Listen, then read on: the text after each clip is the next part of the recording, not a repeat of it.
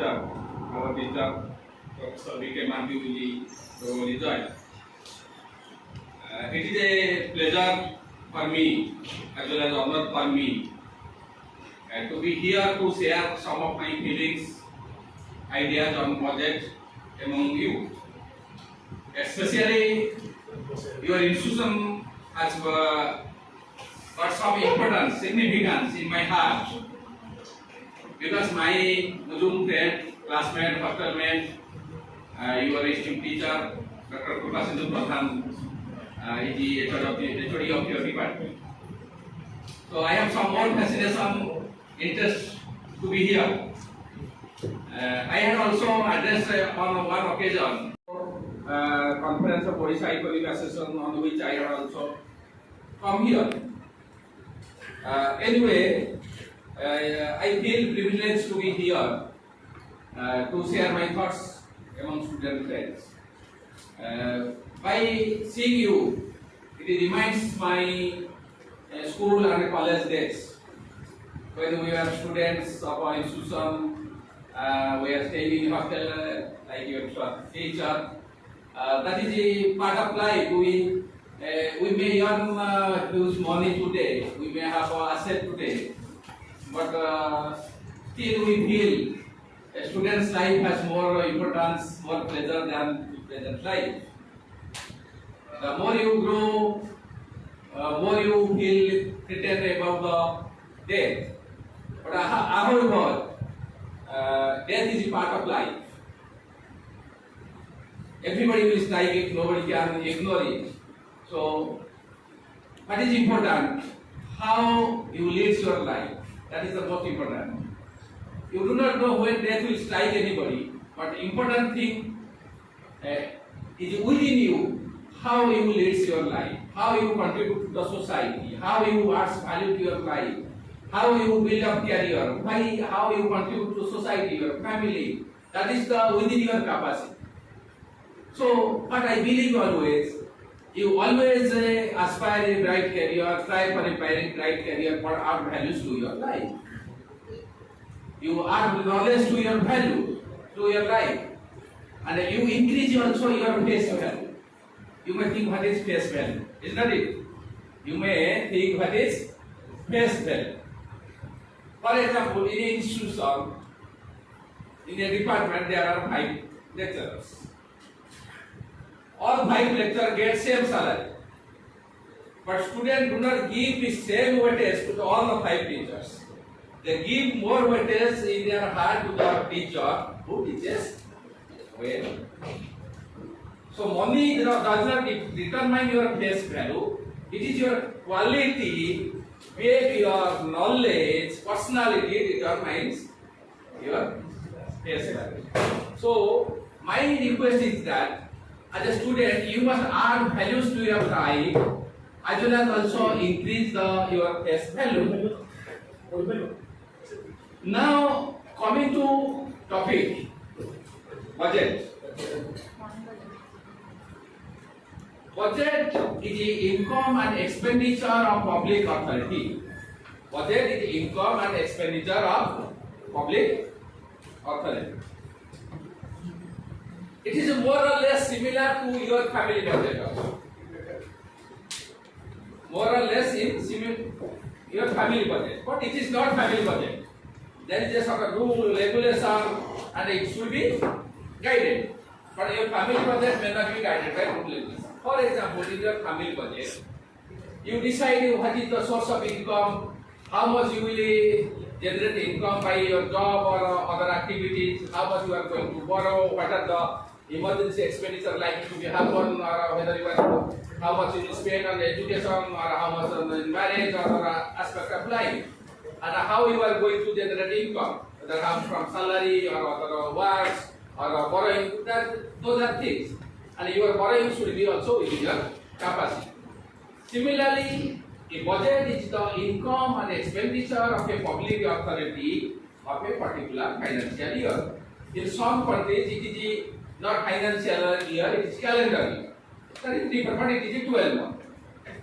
Budget is not just only financial expenditure or income. It shows how the government wants to run its economy, what are the policy government wants to adopt? Whether government wants to address the redistributive justice, whether government is going to address the prevailing problem, poverty, hunger, starvation, inequality, and so and so. Those are important. How government is generating resources, it is taxing the resources of the society or poorer section of the society. That means how government wants to run country economy, that is reflected in the budget. It shows the policy to be embraced and adopted by the government. That you must understand. So, budget is not a simple income and expenditure of public authority. Many things, finance minister present budget, or anybody who is in charge of finance ministry will present. Sometimes finance minister, prime minister also present budget. But according to Article 112, it is the responsibility of the president. In case of a state, it is the responsibility of a governor to see that budget is passed in a financial year. It is the responsibility of a president, according to Article 112. Remember, budget has three aspects. We say annual financial statement. That means income, expenditure, and so and so. One is the consolidated fund. Second one is the public account. Third one is the contingency fund. Three part of budget has three parts. Consolidated fund means the resources generated are kept in the that by tax, not tax, debt or borrowing, other aspect, capital receipt, so and so. And from consolidated fund, when it is spent, the budget has to be passed in the parliament. But sometimes budget is presented. Today budget is presented in February 1st. In past it was presented in the last day of February. So sometimes budget in order to spend a single rupee, it should be passed in parliament. So sometimes government has to present vote an account containing the expenditure of 3-4 months, which is passed in the parliament without any opposition. Similarly, public account contains the revenue generated, or that is the generally postal savings. Government is the custodian of that public account. Government is not owner of this. Government borrows and also repays.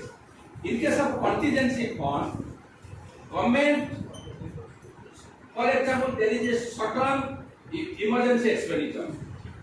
But if that is not approved in the budget, government cannot spend without approval of parliament. Instead, state cannot spend without approval of assembly. So there may not be time to call the assembly or parliament.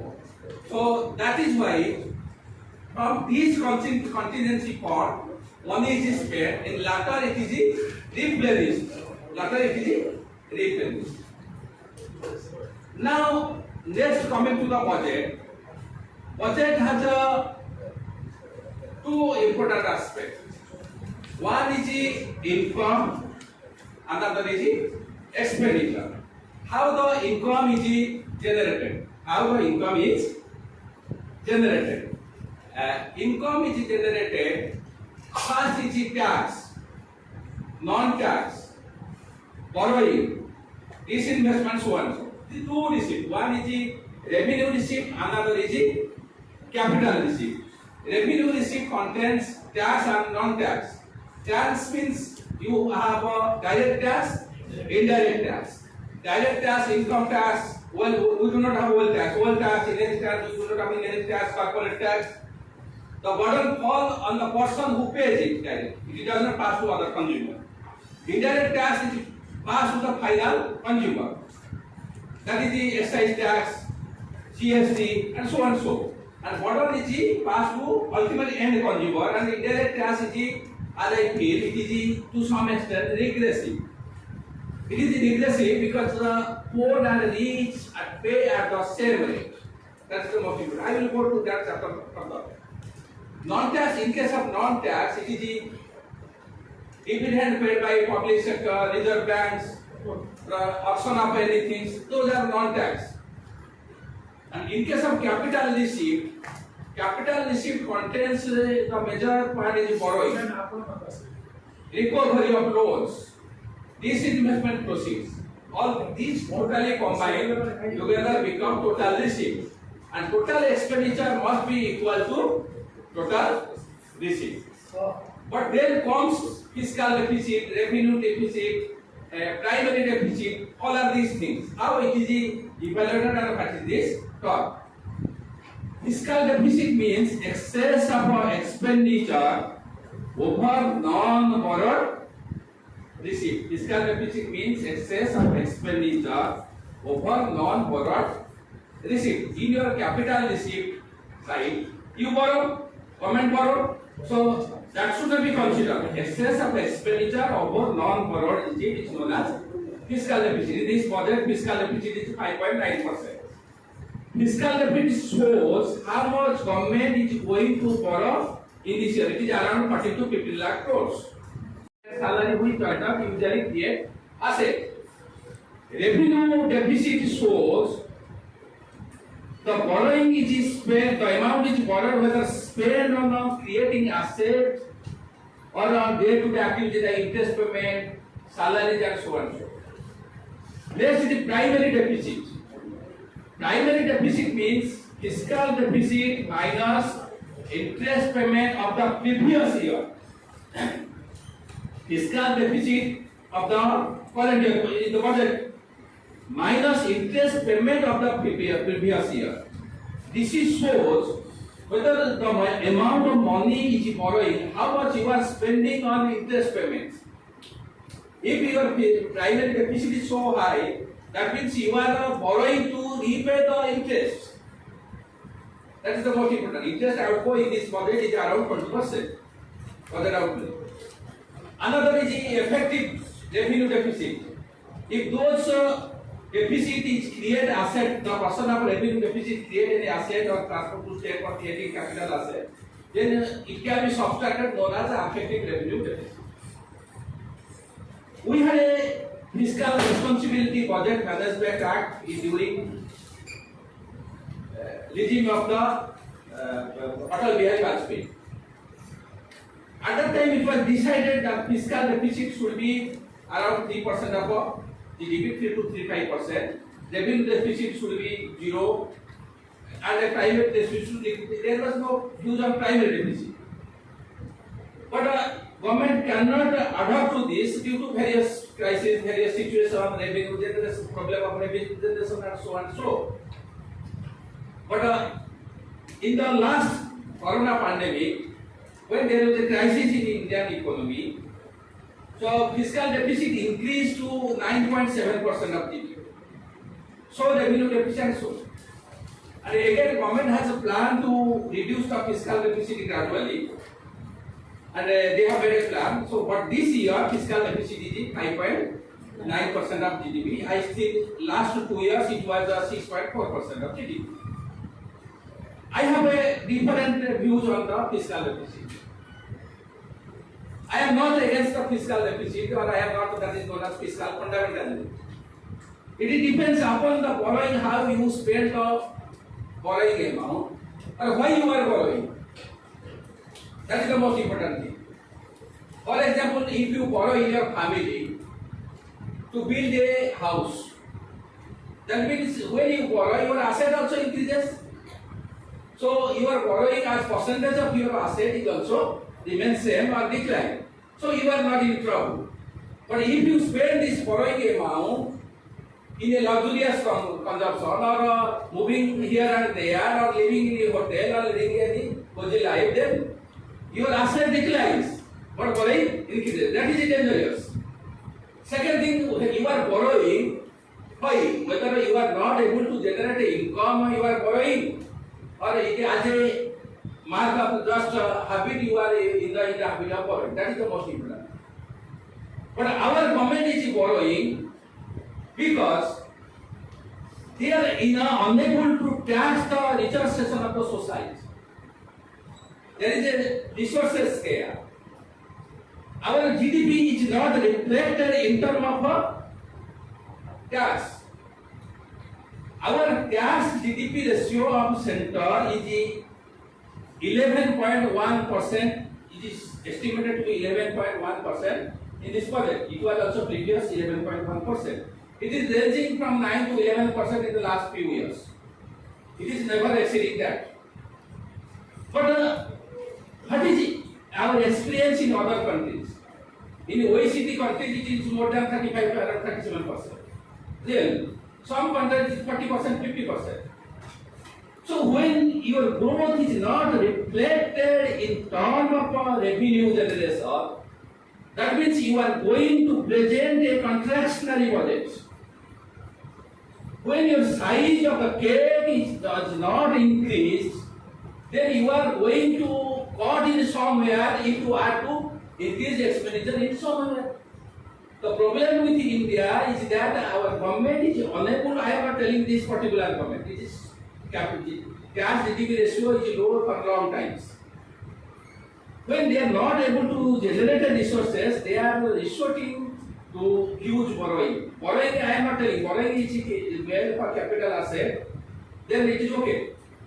And the second thing, they want to give more concession to richer section of society. I will go to that. Third thing, borrowing induced to growth is benefiting the richer section of the society. That is the most problem. For example, when government borrows, government spends more. Government consumption also leads to growth. Isn't it? When there is a growth, but benefit of growth is percolating to the richer section of the society. According to Oxfam report, 1% of a population enjoys more than 40% of the wealth. And from 2012 to 2021, the wealth generated in India of this more than 40% has gone to 1% people. While 50% of the people who enjoy have only access to 3% wealth. Around 100, the wealth of 100 billionaire is more than $800 billion. It is not that inequality is existing in India, inequality is also existing in other countries. But India is the most unequal country. That is the thing. After Brazil, India is the second most unequal country in India. Poverty, in terms of multinational dimensional poverty, India poverty is around 16.8% around more than 52.8 for multidimensional poor. That means this poverty line is based on the average 15 poverty line of 15 poorest countries. Other countries poverty line is much bigger amount. And around 22 crores people suffer from malnutrition. We are abysmally placed in all other things. That is the one. So our government is unable to tax the rich because the system is rigged in favor of the rich. So they are incurring borrowing. Because when you consider the size of a budget as GDP is contracting, that is the most important. Let us come to the budget size of the budget. Size of a budget for this financial year is stated to be around 45 lakh crores, more than 45 lakh crores. Last year budget, the revised estimate of the budget was 41.9 lakh crores. Revised estimate. The budget estimates the nominal GDP growth of 10.5%. Nominal GDP growth means not in real terms. When nominal GDP minus inflation is the real GDP, but here inflation is not considered in terms of consumer or wholesale price index. Inflation is considered by price deflator. Inflation is considered in terms of price deflator. Remember, nominal GDP is estimated to grow by 10.5% to be expected to be 301.5 lakh crores. That means your budget size should increase in terms of nominal GDP. Last year, the nominal GDP was estimated to be around 11.5, around 11%, but it increased to 15.4%. But real GDP contracted. It was estimated to 8 to 8.5%, but real GDP contracted to 7%. That means it is inflation that enhanced the nominal GDP. For example, I am working in a public sector. I may get more DA because of inflation. My salary increases, but the real value of salary does not increase. Because the money you spend, for example, you spend 1 lakh rupees to purchase some commodities this year. In the next year, when you will purchase the same commodities, it may not cost 1 lakh rupees, it may cost more than 1 lakh rupees. So nominal inflation leads to the rise in nominal GDP, nominal income, not in all cases, in most of cases, but it does not increase the wages are not, real wages are not increasing in case of labor cost sometimes.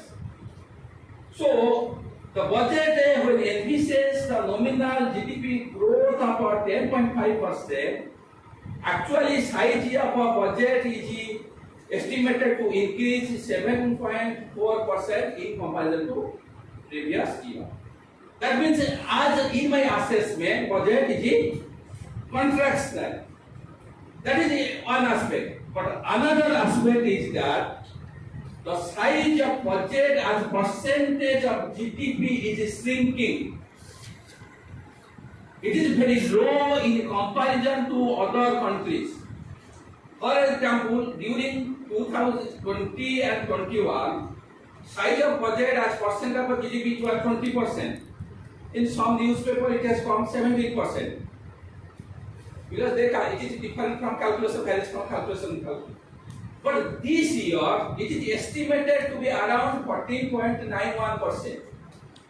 But in some other countries, it is 50%, 40%, 35%, 57%. In European countries, it is around 54%. I am just not exact figure, nearer figure, I am telling. I am not telling you, remember, I am not blaming this government only. I am blaming the system in our economy. Because this is not increasing in the last many years since independence. There may be some problem, there may not be some problem, that is different. But what is the truth that the size of our state as percentage of GDP is very low in comparison to other countries. So we should not boast of, we should not blame government, but we should not boast of Amrit Bala. That's the thing. Isn't it? Because when you think about budget is presented in the first time in Amrit Bala, you ask the person who is languishing under poverty and starvation, he will tell what is the Amrit Bala. You ask the person who is suffering from a dreaded disease, unable to get a treatment because of lack of money, he can tell the what is the Amrit Bala. You ask the lady who is being raped today, she can tell the what is the Amrit Bala. You ask the unemployed, a gold medalist is unable to get an ordinary job or roaming on the street, he can tell the what is the Amrit Bala. You ask the people who is suffering from hunger, poverty, starvation, they can tell the what is the Amrit Bala. So I am not questioning that anybody can change the problem, but question is admitting the failures. Accepting the economic ills that is plaguing our nation. Unless you know the disease, you cannot address, you cannot prescribe the medicine. So it is not a question of publicizing it is Amrit Bala or not Amrit Bala. Question is accepting the grim reality of the economy. That is the most important thing. You cannot evaluate an economy on the basis of only GDP of a particular year. India made the growing fastest growing economy in this current year, but once upon a time India's GDP was same as the China. China's GDP is now more than 5 times more than Indian economy. India is the third largest economy in terms of purchasing power parity since 2011. Now fifth largest economy. But what is the grim reality as a student we must understand? India is placed at 142 position in terms of per capita GDP. That means behind 141 countries. In terms of purchasing power parity, India is the third largest economy. China is the first number one. Next USA, third is India. In terms of purchasing power per capita GDP, India is placed 128 place. That means behind 127. This is the reality, grim reality that the ruling class must admit irrespective of which party, which I think. So when budget size is contracting as percentage of GDP, when the size of cake is not increasing, despite the huge borrowing, remember, despite huge borrowing and disinvestment, size of budget is not increasing. The reason behind is the inability of the government to tax the rich or curb the tax evasion. That is the most important thing. So as a result of this, when there is an increase in the expenditure in some cases, there is a decline in the expenditure in some cases in the as percentage of GDP are taking the inflation into account. I am not going by one. Your expenditure in Monterega has been cut from 80. In the last year, it is marginal increase. Expenditure on education as percentage of GDP has declined from 0 central expenditure on education. You are in the education sector.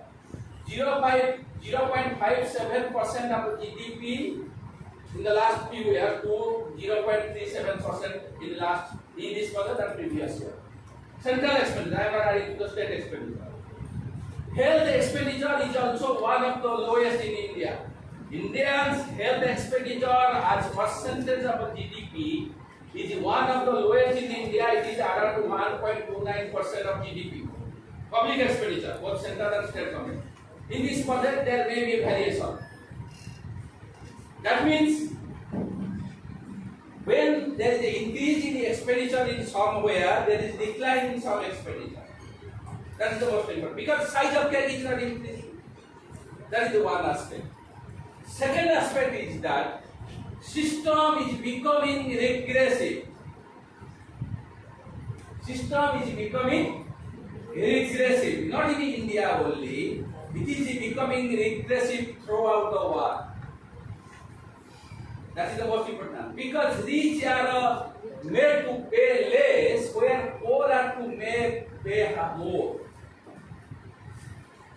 Since before liberation, there was a theory of a supply side economics. That means increase in the supply of goods and services will lead to more investment and job creation. That is known as Reagan economics or T economics. At that time, Adaspur College advertised the privatization. There was a theory that it increased the government spending and debt deficit to spur the private investments.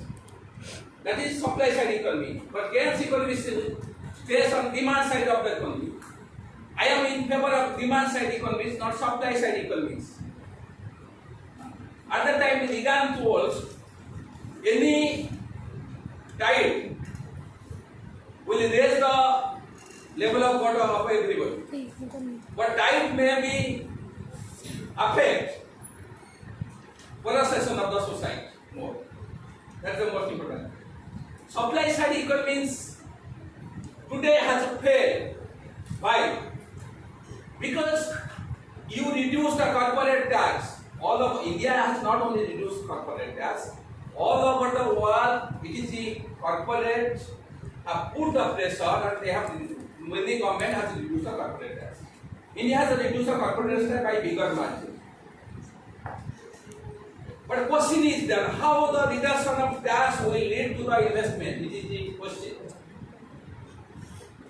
Suppose one company produces car, he is given 2 huge tax concessions. But he needs buyer to purchase his cars firstly. You can purchase cars because you have money.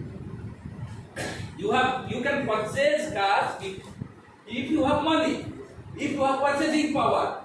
So just reduction in the tax system, tax, or reduction in interest rate is not enough to lead the growth or expansion of the economy.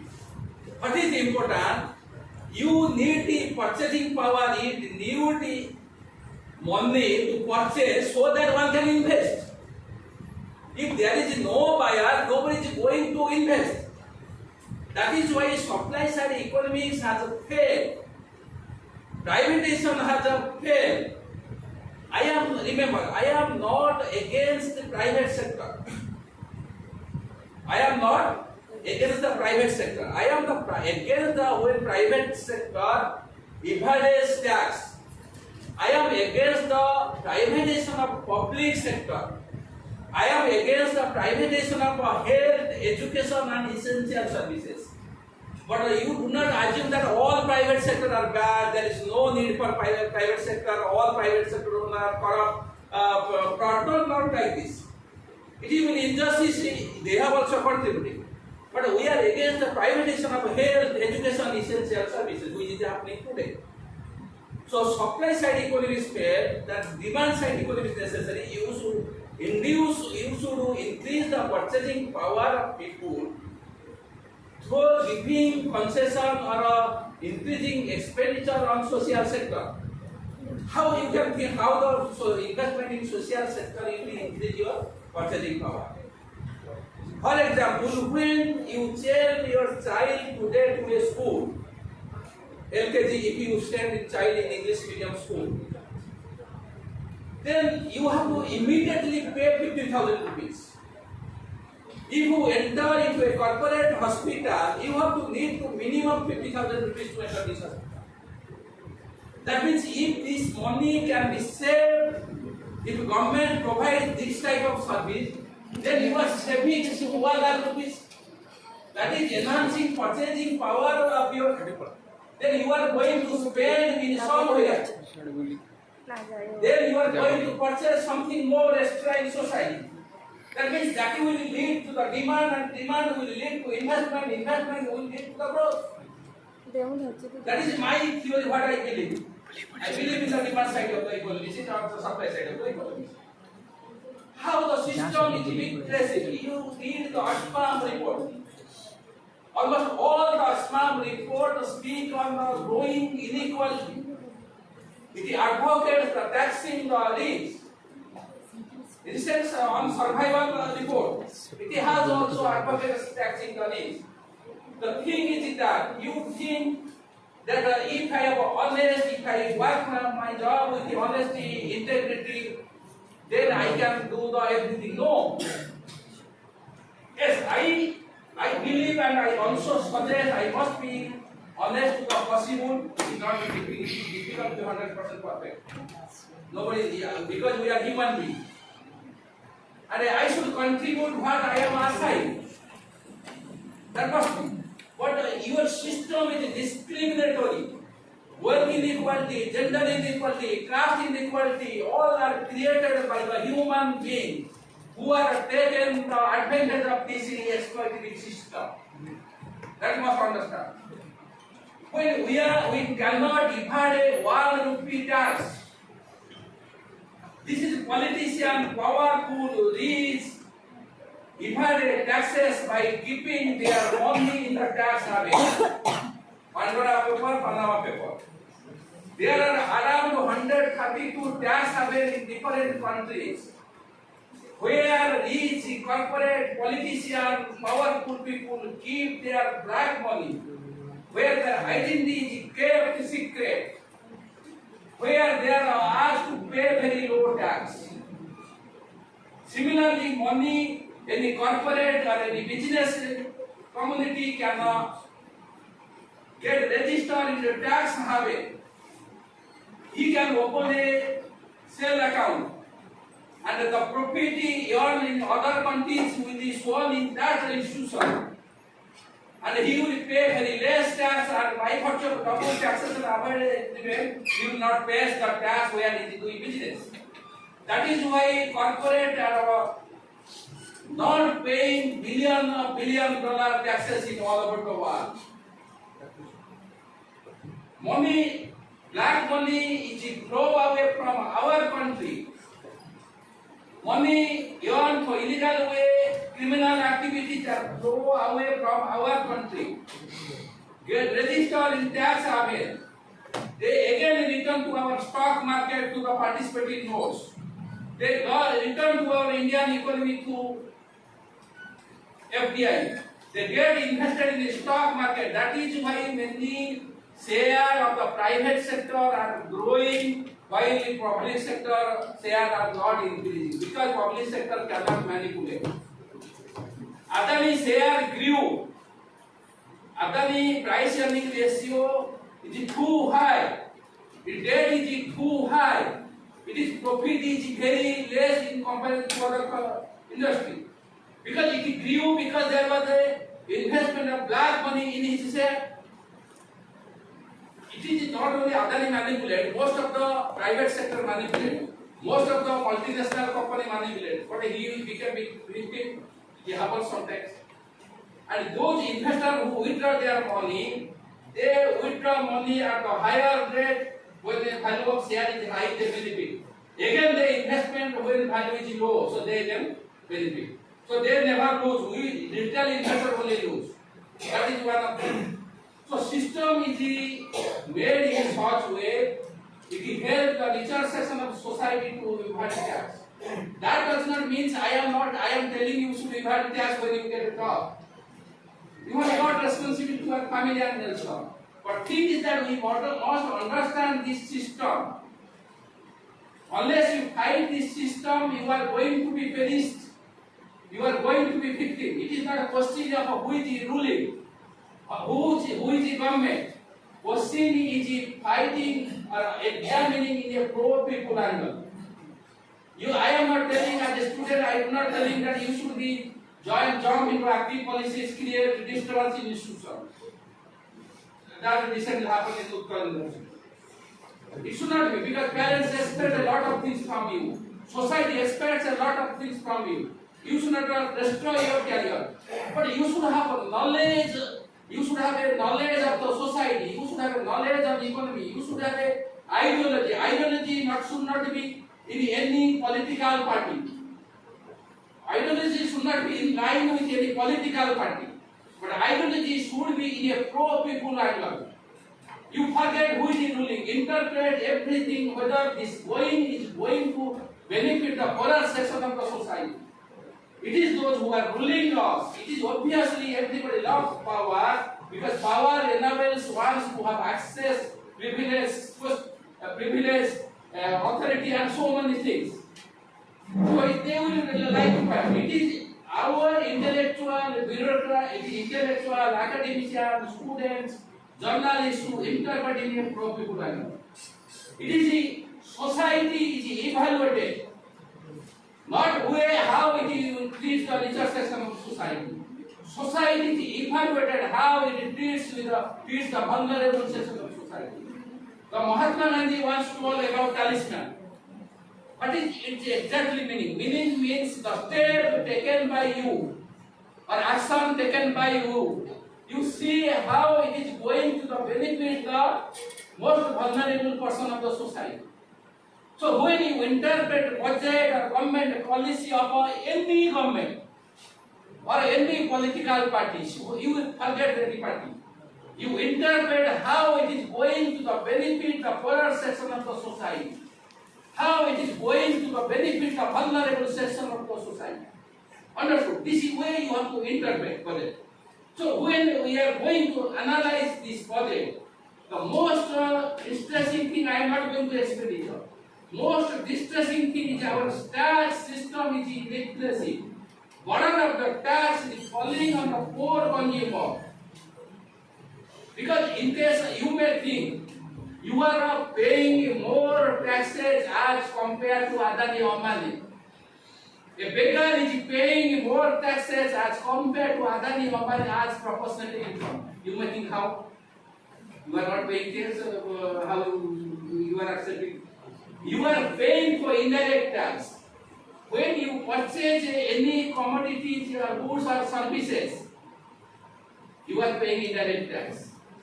So, for example, you purchase this mobile, the amount of tax you will pay.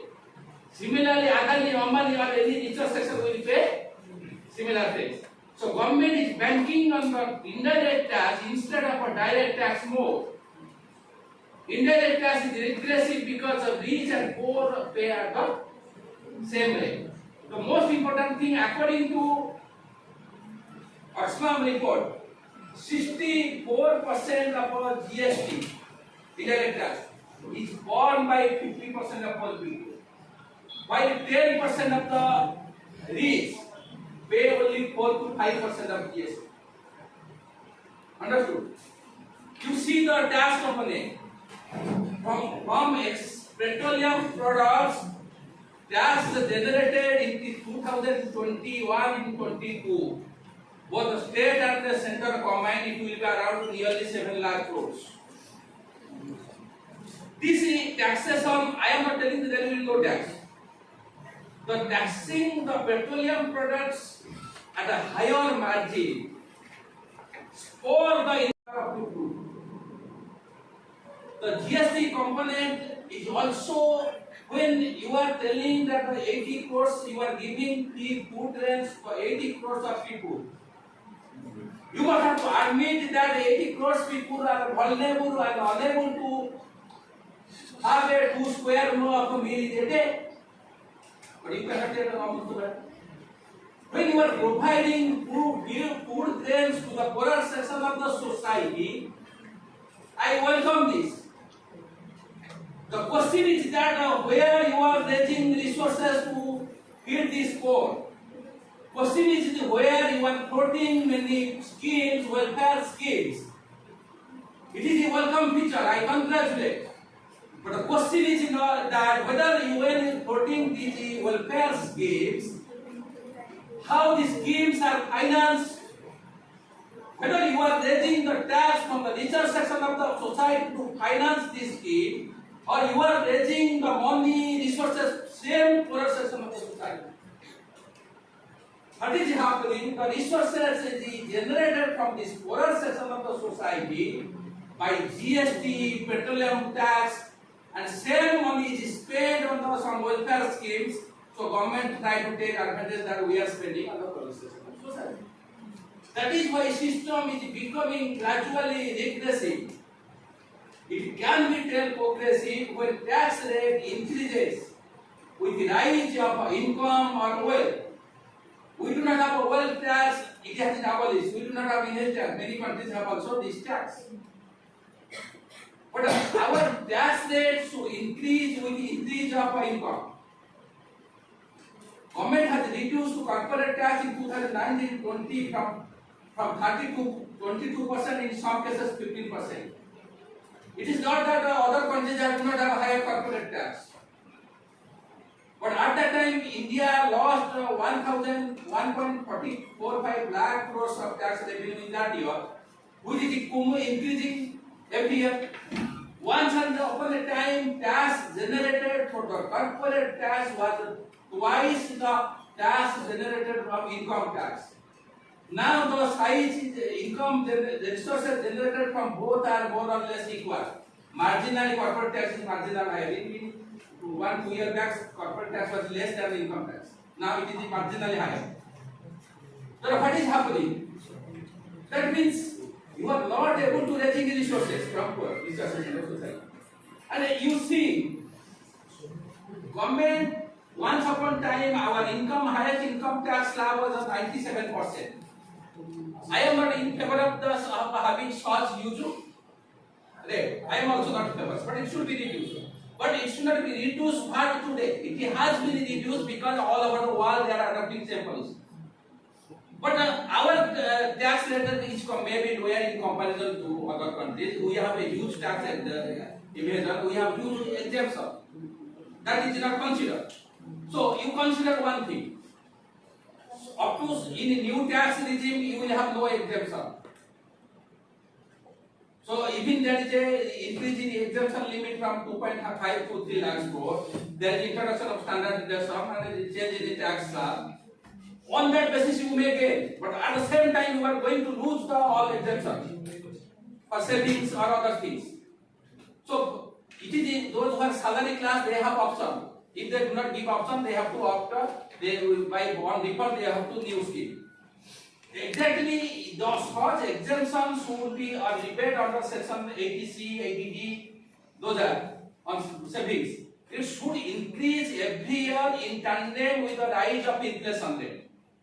But it has not changed for many years. That's one thing. Okay, that is okay. When you did not give any concession to the middle classes, what was necessary to reduce the surcharge from 37% to the 25% in case of your income 5 crore, more than 5 crore. Because millionaires are living to this country. Appeasement of the rich. If the rich will not pay tax, then who will pay tax? Because our liberation process has allowed us to open the door. I am not against economic liberation. For example, I open this window, but I must have the capacity to close the door when bad wind is coming. The liberation process is not bad. I am not against liberation process. But the problem with the liberation process, we are bound to open the door. But when the question of closing door, it does not lie, power does not lie with us. That is the most different thing. If we would have power, then it's okay. Because we cannot close the market economy. Your economy is linked with all other economy through stock market. That is a different thing. So my question is that when there is a shortage of revenue, when you are not able to give concession to middle class, how you reduce the surcharge to from 37% to 25%? Another thing, you pay the 30% tax. For example, on my income I will pay 30% tax. But those who are playing IPL earning crores of rupees without playing a single match, the celebrity earns crores rupees overnight. That means I will pay 30% tax, they will pay 30% tax. That means if I pay 30% tax, at least they should say 40, 50, 60%. I am not going to 90%. That means when you do not tax them at a higher rate, suppose 60% but tax to 30%, that means you are giving tax subsidy of 30%. Understood? That means you are giving tax subsidy to 30%. But nobody raises these questions. If something welfare scheme is floated by a government, I am not going to merit and demerit. Every welfare scheme should also link with the activities. That is a different thing. Then everybody will protest. There will be a collapse in financial position. There will be situation of Sri Lanka. Then there will be anti-reforms. But a huge concession given to the richer section of society. System is rigged to favor the rich. Nobody questions. I also, but I question. This is a good thing or a bad thing. I do not know. So my point of view is that the system has become regressive around the world, and it has become more regressive in India. Another important thing is that the budget is becoming anti-federal. You may ask how. In our federal structure, the overall expenditure both state and center spend around, exact I am not figure, around 35%. State spend around 65% of total expenditure. but revenue or tax generated by the center is in nearly 68%, for the state is around 32%.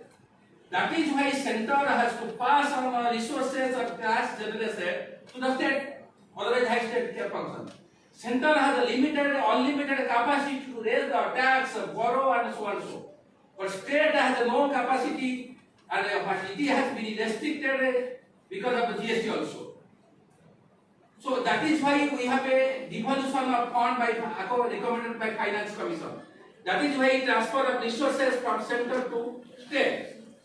According to the 14th Finance Commission, when it gave a report, it recommended that the devolution of fund will stay to increase from 32 to 42%. 32 to 40%. Then everybody celebrated. But at the same time, they reduced to some sector schemes, central sector schemes. They redesigned some central sponsor schemes. Central sponsor schemes where state and center have share. But central sector schemes is fully sponsored, fully funded by the center. They restructure it to get benefit. Then what they do it? Again they started doing it. They raise resources through sales and surcharges. Sales resources generated through short and surcharges does not constitute the divisible fund. It is not shared by the states. As a result of this, instead of 42%, it declined to 35% in 2017-18. In the last financial commission, due to dismantling of Jammu Kashmir, it was recommended that instead of 42, it should be 41%. But in your budget, this budget, if you consider the transfer from center to states, as per finance recommendation, is not 41%, it is 31% only. As percentage of GDP, transfer to center from center to state has declined from 6.9% to 6.7%, approximate figure. And today's center wants to control the entire power with this, and they are publicizing that we are giving money to states. Whether a state spends, whether a center spends, whether a state gives, or a center gives, it is our money. They are just collecting taxes from us and spending. Whoever become prime minister, chief minister, finance minister, automatically size of collection budget will increase. If you are made finance minister without interfering, without thinking, just sleeping throughout the day, also size of budget will increase. They are concerned with, they are maintaining the political sovereignty. They are concentrated with the mobilizing the people for their political gain. And we the intellectual are victim of this rare publicity, and we fight among ourselves in order to defend the government. That is the most deplorable situation today we are witnessing an intellectual. If you do not discuss the controversial topic, then who will discuss? Research means you have to think critically in independent mind. It is not question if a Nobel laureate has told something you will accept easily. And the research mentality or critical thinking means you have to analyze in independent mind. Even if an ordinary person, your maid servant or any ordinary person has told something, you cannot ignore this statement. You have to analyze whether he has told. But what today intellectuals are doing, they are accepting everything and propagating everything what the powerful politicians are telling. When they are telling that inflation is important, our RBI, starting from RBI government to all intellectual, all big men are telling the inflation is important. They did not reduce the interest rate at that time. When America reduced interest rate, then they started reducing interest rate. Then told that inflation, to call inflation, it is necessary to reduce the interest rate. This is our intellectual. One day when when we are advocating the fiscal deficit, there should be not so restriction. then we are told that this is wrong thing. Today, when they are targeting that fiscal deficit should be high as far as 5.9%, same intellectual, same bureaucrat are propagating interest in favor of fiscal deficit. Either they do not have a own independent opinion, or they have lost independence because they are government circle. My thought is that as a student, you should not support or oppose any political party. You must interpret in a pro-people angle. That is the most important thing. It is for a budget. So, the budget is regressive, contractionary, and it does not address the existing problems of society. Budget, the redistributive justice as per our director finance, director principle of fair policy, should be taken into consideration, because nobody is rich because of his perseverance only. For example, you are reading in this college, your teacher is getting salary. From whose money they are getting? It is taxpayer money. The road in which you move is billion taxpayer money, poor man's money. The hospital you go is billion taxpayer money. When you open an industry, you use the resources of belonging to the people. Rather, it is the resources of society who contribute to the environment pollution more. We use car, AC, when contribute to pollution, and poor are worse sufferer. That is why nobody should think, because I am Tata and Ambani and I am a most brilliant student, or I am most richest section of the society, I am the number one richest person of the India, means because of my entrepreneurship. No. Either government rule has favored you as Adani became rich. Either you have got concession to government, you have become rich. Either you have benefited by your taxpayer money, you have benefited. Without taxpayer, if you enter entirely bought by expenditure of your education, what will be the cost? That means everybody should contribute to the state according to his capacity, isn't it? So it is the richer section of the society should contribute to the more society. But what is happening? The poorer are made to pay more for indirect tax, while the richer are evaded tax by various methods. This is known as crony capitalism. Crony capitalism means it is corporate who intervene in the government transactions to change the rule in their favor. I was talking about the public sector. Share was sold. Initially, it was told the money raised by for disinvestment will be spent in the public sector to impart discipline. Then again, it was told that money raised by the USUA will spend on welfare scheme. You can spend in welfare scheme by the tax from which system of society. But what is the present situation? What is the change? There is an ideological assault on the public sector. It is told that public sector are born to die. When you enter a public sector, you feel that it is your own industry. When you enter a private sector, then you think that it is not your own industry. I am not against the private sector. I am against the privatization of public sector. So, what I think, the budget has failed to address the inequality, inflation, price rise, unemployment. India has one of the highest unemployment. We need more than 18 crores of employment to reach the global average. So that is why it is not question that this budget is bad and all the budget of previous government was good. I am not telling this.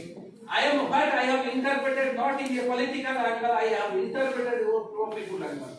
So my suggestion as students, you must enter into the intricacy of the budget and economics. You should think in your own mind. When you read the theory for your career, it is one aspect. When you think of the society or analyze anything, you should think in an independent way. That will enhance your research mentality, creative ability, and independent thinking. I am very happy that I have got a chance to share my thoughts, feelings, emotions.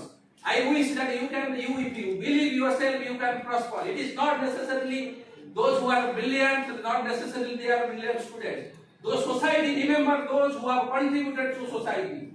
Those who are very efficient teachers, they are not necessarily from JMU or foreign university. Exactly, my son is sitting here. It is a question what is your perseverance.